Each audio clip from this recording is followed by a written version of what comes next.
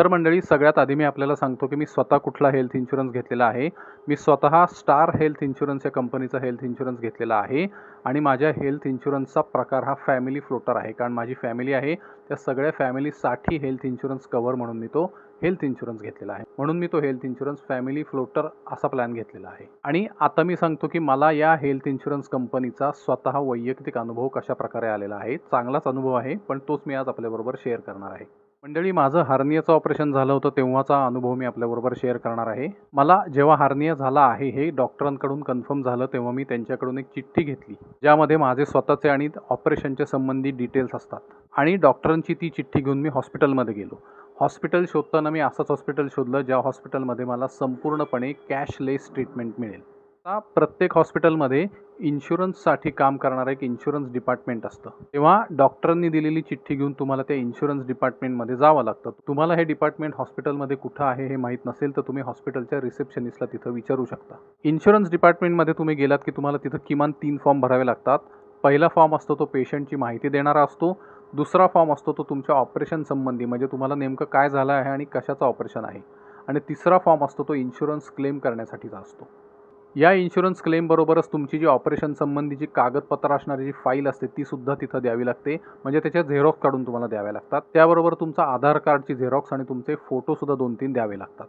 Insurance claim करण्यासाठी इन्शुरन्सचे हे 3 फॉर्म, त्याची कागदपत्र म्हणजे तुमच्या ऑपरेशन संबंधी जी फाईल असते ती कागदपत्र, त्याची झेरॉक्स म्हणजे आधार कार्डाची झेरॉक्स आणि फोटो, हे सगळं आदल्या दिवशी किंवा 24 तास आधी द्यावं लागतं. याशिवाय अजून काही माहिती असेल तर ती तुम्हाला त्या इन्शुरन्स डिपार्टमेंटकडून सांगितली जाते. आता ही सगळी कागदपत्रांची पूर्तता केली की तुमच्या हॉस्पिटलकडून इन्शुरन्स कंपनीकडे हा क्लेम केला जातो. माझा जेव्हा क्लेम केला गेला तेव्हा मला हॉस्पिटलकडून तसा फोन आला होता की तुमचा क्लेम आम्ही आत्ताच पाठवलेला आहे, तुम्हाला कदाचित इन्शुरन्स कंपनीकडनं फोन येईल, तेव्हा तुमची सगळी योग्य आणि खरी माहिती त्यांना द्या. हॉस्पिटलकडून हा फोन येऊन गेल्यानंतर मला इन्शुरन्स कंपनीकडून सुद्धा फोन आला होता आणि मला माझ्यासंबंधी, माझ्या इन्शुरन्स क्लेम संबंधी आणि मला जो काही त्रास आहे, म्हणजे कशा प्रकारचं ऑपरेशन आहे त्यासंबंधी संपूर्ण माहिती विचारण्यात आली. हा फोन आल्यानंतर साधारणपणे अर्ध्या ते पाऊण तासात माझ्या नावाने क्लेम पास केला गेला. तुम्हाला खोटं वाटेल पण लिटरली अर्ध्या ते पाऊण तासात माझा क्लेम पास केला गेला होता. इन्शुरन्सचा हा क्लेम पास करताना 2 हप्त्यांमध्ये, किमान 2 हप्त्यांमध्ये पास केला जातो. पहिला हप्ता असतो तो ऑपरेशन पूर्वी आणि दुसरा हप्ता असतो तो डिस्चार्ज मिळण्यापूर्वी पास केला जातो. माझ्या क्लेमच्या बाबतीत जो प्री ऑपरेशन म्हणजे ऑपरेशन पूर्वी जो हप्ता पास केला जातो तो साधारणपणे माझ्या बाबतीत 70% एवढी रक्कम पास केली गेली होती. म्हणजे समजा माझ्या हार्नियाच्या ऑपरेशनचा खर्च 1 लाख रुपये असेल तर त्यातले 70,000 रुपये इन्शुरन्स कंपनीकडनं ऑपरेशन पूर्वीचं पास केले गेले होते. आणि उरलेली जी काही 30% रक्कम होती ही हॉस्पिटलच्या डिस्चार्जच्या आधी पास केली गेली होती. म्हणजे हॉस्पिटलकडनं मला जेव्हा डिस्चार्जची कागदपत्र दिली गेली तेव्हा ती माझ्या नातेवाईकांनी त्या इन्शुरन्स डिपार्टमेंटकडे सबमिट केली. त्यानंतर त्यांनी तो उरलेला क्लेम म्हणजे उरलेल्या क्लेमसाठी जो अर्ज असतो तो त्यांनी इन्शुरन्स कंपनीकडे पाठवला आणि काही मिनिटातच तो क्लेम माझा पास करून उरलेली 30% रक्कम ही हॉस्पिटलच्या खात्यात जमा झाली आणि मला डिस्चार्ज मिळाला. आता याचा मला फायदा कसा झाला तर 2 ते 3 फायदे मला या बाबतीत झाले. पहिला फायदा झाला तो म्हणजे मला कॅशलेस ट्रीटमेंट असल्यामुळे 1 रुपयासुद्धा भरावा लागला नाही. ना मला हॉस्पिटलमध्ये ॲडमिशन घ्यायच्या वेळी पैसे भरावे लागले, ना मला डिस्चार्ज घेताना कुठल्याही प्रकारची रक्कम भरावी लागली. माझं संपूर्ण ऑपरेशन हे कॅशलेस म्हणजे 1 रुपयासुद्धा न भरता केलं गेलं. आणि दुसरी गोष्ट म्हणजे कॅशलेस असल्यामुळे मला स्वतःला कुठलीही धावपळ करावी लागली नाही. सुरुवातीला फक्त मला जे फॉर्म भरावे लागले ते आणि कागदपत्र जी मला झेरॉक्स काढून द्यावी लागली ती सुद्धा झेरॉक्स मला हॉस्पिटलनीच काढून दिली. त्यामुळे त्या बाबतीत सुद्धा मला स्वतःला वैयक्तिक काहीच करावं लागलं नाही. क्लेम हा पूर्णपणे हॉस्पिटलकडूनच इन्शुरन्स कंपनीला दिला गेला आणि इतर व्यवहारसुद्धा जे काय आवश्यक असतात ते सगळे हॉस्पिटल आणि इन्शुरन्स कंपनी हे त्यांच्यात केले गेले. मला फक्त ऑपरेशनसाठी हजर राहणे आणि डिस्चार्ज घेणे एवढाच माझा भाग होता. आणि तिसरा फायदा म्हणजे इन्शुरन्सच्या रकमेमध्ये माझी सगळी रक्कम धरली गेली. यामध्ये ऑपरेशनचा खर्च म्हणजे डॉक्टरांची फी असेल, हॉस्पिटलमध्ये रूम असेल, औषध पाण्याचा खर्च असेल किंवा अगदी जेवणाचा खर्चसुद्धा यामध्ये माझा धरला गेला होता. आणि ज्या काही टेस्ट केल्या गेल्या, ज्या ऑपरेशनसाठी आवश्यक टेस्ट असतात त्याचासुद्धा खर्च तुम्ही म्हणलात तर 5 ते 10,000 रुपयांपर्यंत जातो. पण त्यासाठी सुद्धा मला 1ही रुपया द्यावा लागला नाही. तो सुद्धा माझ्या या इन्शुरन्स क्लेममध्ये घेतला गेला.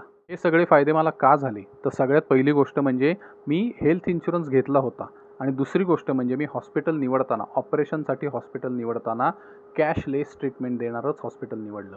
यामुळे मला हे 2 फायदे किंवा हे 3 फायदे मी तुम्हाला सांगितले, ते तिन्ही फायदे मला या कारणांमुळे झाले. पण यासाठी एक आवश्यक काळजी मी आधीच घेतली होती इन्शुरन्स घेण्याच्या वेळी, की माझी आणि माझ्या कुटुंबाची मी सगळी खरी माहिती त्यांना सांगितली होती. मला आता कुठले त्रास नव्हतेच, पण जर काही तुम्हाला त्रास असतील तर हेल्थ इन्शुरन्स घेताना ते सगळे त्रास तुम्ही हेल्थ इन्शुरन्स कंपनीला सांगितले पाहिजेत. या बाबतीत तुम्ही कुणाचंही काही ऐकू नका. जी खरी माहिती असेल ती कंपनीला नक्की द्या, म्हणजे तुमचा क्लेम भविष्यात पास होताना त्यांना कुठलीही अडचण येणार नाही. आणि मंडळी, जर मी हेल्थ इन्शुरन्स घेतला नसता तर माझ्या साध्या हर्नियाच्या ऑपरेशनला सुद्धा 1,00,000च्या वर खर्च आला.